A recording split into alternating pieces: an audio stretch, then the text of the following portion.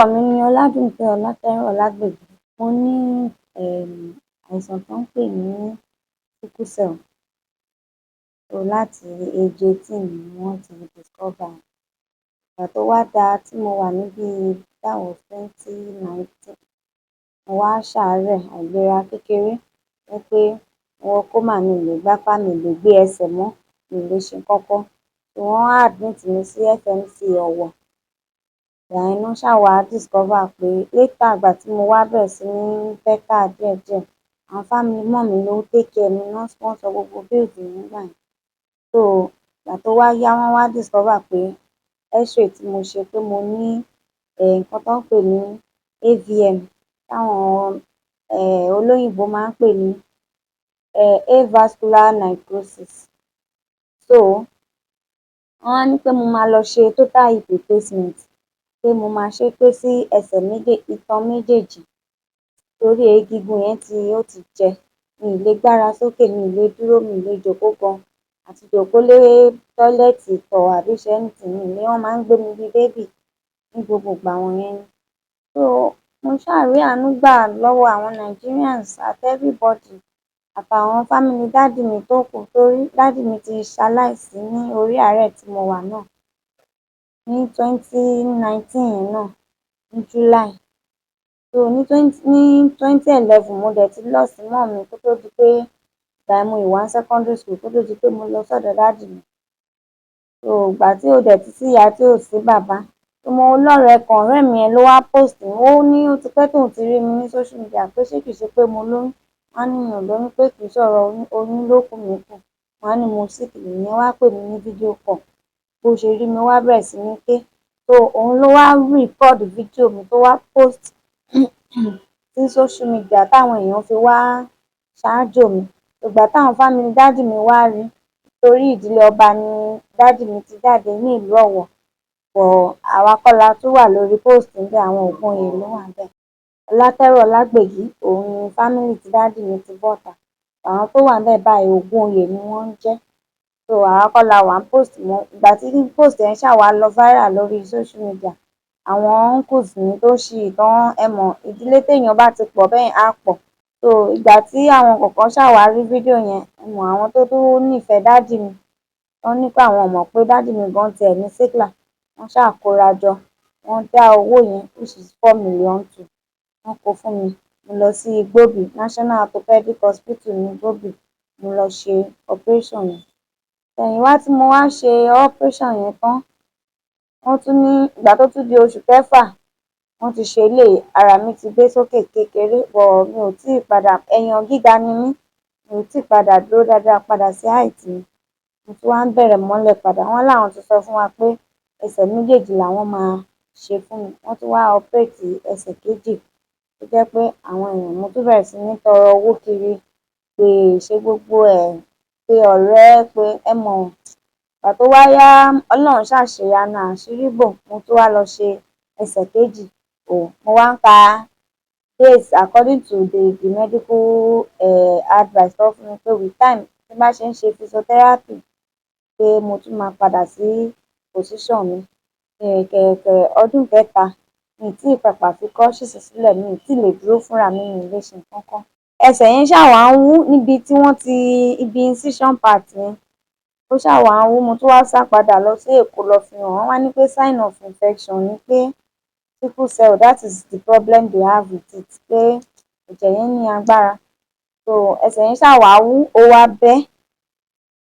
Pus wá ń jáde nínú ẹ̀, tó jẹ́ pé pus ti ń jáde nínú ẹ̀ báyìí àti 2023. Mo wà ní HND 1 second semester, HND 2 fourth semester, sorry. Nígbà tí ẹsẹ̀ yẹn tó bẹ́ padà. Then irin eléyìí tí wọ́n ṣe sí ibí yìí, bóyá wọn ò ṣe dáadáa ni o.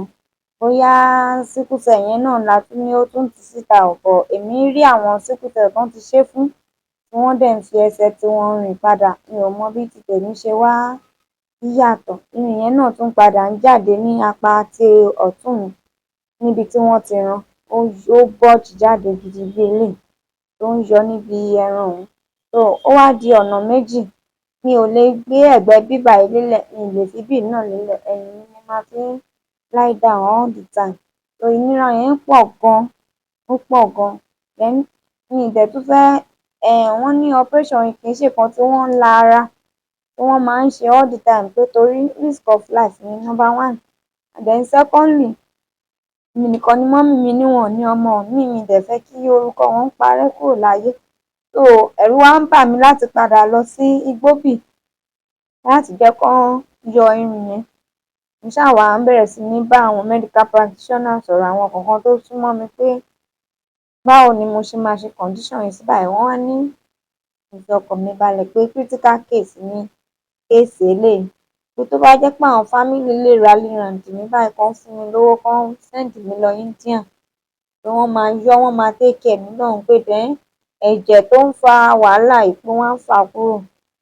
Pé bóyá hospital yẹn lè get donor fún mi bí mo ṣe ní mi ò ní àbúrò yìí, torí àwọn ẹ̀gbọ́n tí mo ní láti ọ̀dọ̀ ìyá ìmíì òun ni àwọn yẹn, èmi nìkan ni mummy tèmi náà bí síbẹ̀. So wọ́n ṣáà wá fún mi ní advice, mo dẹ̀ tún listen.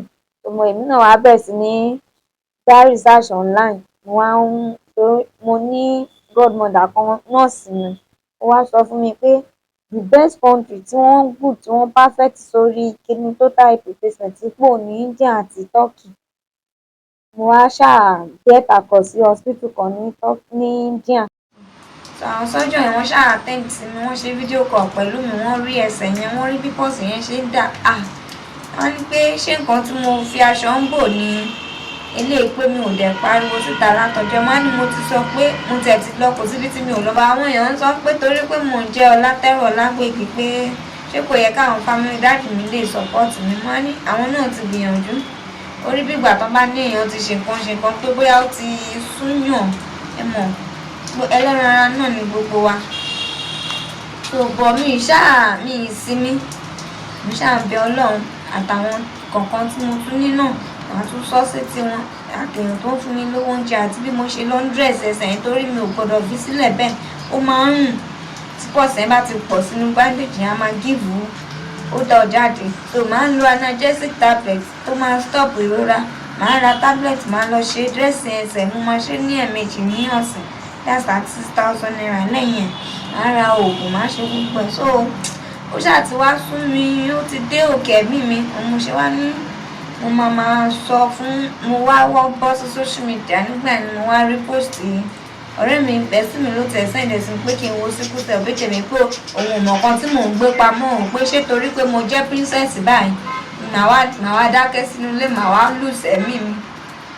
Ojú yẹn ṣàǹtì mi àti bọ́ síta pé kí n máa tọrọ owó. Mo wò pé ṣé mi ní máa disgrace àwọn family daddy mi. Ọ̀rẹ́ mi yẹn wá sọ̀rọ̀ sí mi pé èmi ni mo mọ̀ lẹ́yìn ilé òun ní bá mi sọ nǹkan kan mọ́. Àwọn India yẹn wọ́n ti analyse iye tí mo máa ná sí surgery yẹn.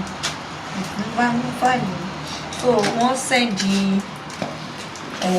kíní operation yẹn, wọ́n send ẹ̀ sí mi, estimation gbogbo treatment tó máa fún mi, iye ọjọ́ tí mo máa lò lọ́hùn àti everything wọ́n fún mi. So dọ́là làwọn máa ń bill gbogbo ohun tó wọ́n fẹ́ ṣe fún mi. Òun ni ilé 2 pages ní. So lápapọ̀ gbogbo dọ́là yẹn ṣàwá jẹ́ bíi $50,000. Let's say 55,000 lórí total tí wọ́n ṣe fún mi ní dọ́là. Èmi ò wá mọ̀ pé náírà ń fluctuate báyìí, ẹ̀mí à lọ 1.5, ẹ̀mí à lọ 1.6. So mi ò mọ iye tí mo fẹ́ calculate ẹ̀ sí ní Nigeria currency wa. Nǹkan tó ṣàfún mi lélẹ̀ ni mo dẹ̀ ń gbé kiri láti ìgbà yẹn náà. Ṣé kò sí hospital kankan ní Nàìjíríà tó sọ pé wọ́n sì lè ṣe ni? Wọ́n lè ṣe bọ̀ ṣe rí BMT yẹn, wọ́n ní kí n má jẹ́ kó wọ́n waste owó mọ́, pé bone marrow transplant yẹn gbà wọ́n ń dín lówó perfect ní doing it. Pé yàtọ̀ sí pé mo tẹ̀lé jẹ́ sickle cell gan, pé àwọn wọ̀nyẹn wọ́n jẹ́ expert. Pé Nàìjíríà ò fi bẹ́ẹ̀ ní surgeon tó jẹ́ bone marrow transplant specialist. Just I don't know, bí a fi wọn náà ní sí Benin, Edo, then I think Port Harcourt east yẹn lọ́hùn lóòótọ́. So Tí oògùn bá ti ṣiṣẹ́ tán, kì í ṣe ìrora díẹ̀ ni mo máa ń gbọ́. Ẹ̀mí báyìí tí má máa dìde wàhálà ni mo máa kọ́kọ́ tún di brushes mi mú dáadáa. Mo máa ní láti dúró bí ìṣẹ́jú mẹ́wàá kí n tó ṣíṣẹ̀. Then ó wá affect mi ní spine mi. Spine mi náà wá ń yọ jáde ní egungun ẹ̀yìn. Tẹ́ bá wo fídíò ẹ̀yìn mi báyìí, tí bá ṣe fi ẹ̀rí bòun náà bí gbogbo egungun yẹn náà ṣe jáde nínú ẹran. So wọ́n wá ní pé kò sí kankan tó ṣe spine mi, pé bí hip yìí ò ṣe ti gbé body mi, pé hip ló ń gbé body dúró, pé bí ò ṣe ti gbé dúró yẹn mo máa feel ìrora mẹ́ẹ̀dẹ́ ẹsẹ̀ mi méjèèjì yẹn á máa dùn mí. Ohun méjì tí mo máa ń ní feeling yẹn nìyẹn. ẹ ti máa tó ọmọ ọdún mélòó báyìí? I'm 32 years ni. Cup member ni mí báyìí. Mo study science and laboratory technology, environmental biology option. Òun ni mo ṣe ní Ìfọ̀síwá Polytechnic Ọ̀wọ̀. Lọ́lá àwọn èèyàn tí mo pàdé lórí social media, uncle mi ẹyọ̀kan àti àwọn politician tí mo tún rí, ọwọ́ lọ́wọ́ ẹsẹ̀ lẹ́sẹ̀ ni mo ṣáàjọ̀ mọ́ra tí mo fi ṣe HND yẹn. Ọlọ́run dẹ̀ gba gbogbo ògo fún dẹ̀ graduate, so mo ń serve lọ́wọ́ báyìí. Kékeré ni wọ́n ti bí mi mọ́ sickle cell, ṣùgbọ́n mọ́mì mi máa ń mójútó mi dáadáa. Wọ́n ti dolóògbé báyìí, wọ́n ti dolójú mẹ́rin. So nígbà tí mo kékeré yẹn kò really fi bẹ́ẹ̀ ṣe mí rárá. Ìgbà tó dẹ̀ ti da 2011 mo wà lSS2 tí mọ́mì mi ti ṣaláìsí. Kó tó di pé mo wá kúrò ní ọ̀dọ̀ ibi tá a jọ ń gbé, ilé wa tá a jọ ń gbé, tí mo wá lọ sí ọ̀dọ̀ dáàdì mi, tí dáàdì mi wá gbé mi lọ sọ́dọ̀ àbúrò dáàdì mi. Ibẹ̀ ni mo wá ń gbé títí tọ́lọ́run tó fi ràn mí lọ́wọ́ tán. Táǹtì mi àbúrò mọ́ mi fi gbé mi sọ́dọ̀ tí wọ́n fi ṣe WAEC fún mi. So nígbà tí mo dẹ̀ ṣe, Ọlọ́run ṣèyanu, mo wọ school. That was Ìfọ̀síwá Polytechnic. Mo gain admission ní 2014. Síbẹ̀ mo parí ND mi. Ìgbà tí màá parí ND mi tán ní 2017, 2018 mo ṣáìtì, 2019 kí n padà fún HND mi. Òun ni àárẹ̀ yìí wá bẹ̀rẹ̀ ní May 15, 2019. Ìgbà tó dẹ̀ da July 23, dáàdì wa dẹ̀ kú. Ọmọ mẹ́ta péré dẹ̀ ni wá, ṣùgbọ́n ilé oníkálukú ọ̀tọ̀ọ̀tọ̀. So èmi náà nìkan náà ni mo wà ńbẹ̀ tí mo jẹ́ obìnrin wọn, but mi ò ní àǹfààní láti dìde lọ níbi tí àárẹ̀ yẹn ní agbára dé. Gbogbo èèyàn tó wá wò mí, kò séèyàn tó sọ pé mi ò ní kú ní ọdún yẹn, ṣùgbọ́n bó ti wu Olúwa ló ń ṣọlá ẹ̀. Mo dẹ̀ dúpẹ́ lọ́wọ́ Ọlọ́run tó sustain life mi títí da ìwòyí. Gbogbo àwọn tó ṣáà ń rí mi, àwọn abiyamọ ayé, wọ́n máa gbàdúrà fún mi. Ikú tó yẹ kó pa mí, bàbá mi àti ìyá mi wọ́n ti gbé lọ, pé Ọlọ́run á ṣàánú mi, mi ò ní kú. Wàhálà wọn ò ní já sásán lórí mi. So gbogbo ohun tí mo witness náà nìyẹn, but mo mọ̀ pé màálù tí ò nírù, Ọlọ́run ló ń lé ṣinṣin fún. Mo dẹ̀ nígbàgbọ́ pé Ọlọ́run tó bí mi, ó ti mọ ohun tó máa mú mi ṣe ìgbà tó ti dá mi sáyé. Ohun tí mo fẹ́ kán ṣe fún mi báyìí ni kán ràn mí lọ́wọ́, kán jọ̀ọ́ kán ràn mí lọ́wọ́. Bí mo ṣe ń retí kí ẹ̀gbọ́n, kí ọ̀rẹ́ fún mi lówó kí n tó jẹun, kò dùn mọ́ mi nínú. At least bá ní ìlera pípé màá lè hustle fúnra mi. Bó tiẹ̀ jẹ́ office work, kò di dandan kí n máa rìn kiri àbí kí ní mò ń tajà rárá. Tí bá wà ní office pẹ̀lú qualification mi, ibikíbi tán bá fi mí sí, màá jókòó mi síbẹ̀. Kò sóhun tí mò ń wá, kí n jẹun, kí n ro òògùn mi, kí n dẹ̀ wà okay, kí n má sick. Wọ́n ní kí n kọ́kọ́ lọ mójútó ara mi. So ohun tó jẹ́ ọgbẹ́ ọkàn fún mi nìyẹn. Kò síṣẹ́ tí mo lè ṣe tí mi ì bá dẹ̀ dúró kí ẹ̀gbọ́n fún mi lówó àbí àbúrò. Kò sí nǹkankan tí mo lè rà, kò sí iṣẹ́ tí mò ń ṣe tí mo ti ń rówó. Káwọn ọmọ Nàìjíríà kán jọ̀ọ́ kán save life mi o. Kán save life mi o. Kán jọ̀ọ́. I'm a destined girl and I have a lot to do. Kémi náà tún jẹ́ blessing sí upcoming generation àti many generation. Kán jọ̀ọ́ kán ṣàánú mi. Kán save life mi. Kán má dá mọ̀lẹ́bí mi nìkan. Kán jọ̀ọ́ kán ràn mí lọ́wọ́. Gbogbo ipá tán bá lè sà kán ràn mí lọ́wọ́. Ọlọ́run náà á bá mi ran gbogbo wọn lọ́wọ́. Oníkálukú ibi tán ti fẹ́ mówó ìlọ́po mẹ́wàá, òun lọlọ́run á tún bá mi dá padà fún wọn. Account number mi ni 3020288233. Polaris Bank. Ọlátẹ́rù Ọlágbèjì Ọládùnkẹ́, òun lorúkọ mi tó wà nínú ẹ̀. 8233 Polaris Bank Ọlátẹ́rọ̀ Ọlágbèjì Ọládùnfẹ́ òun lorúkọ tó wà nínú àkáǹtì mi.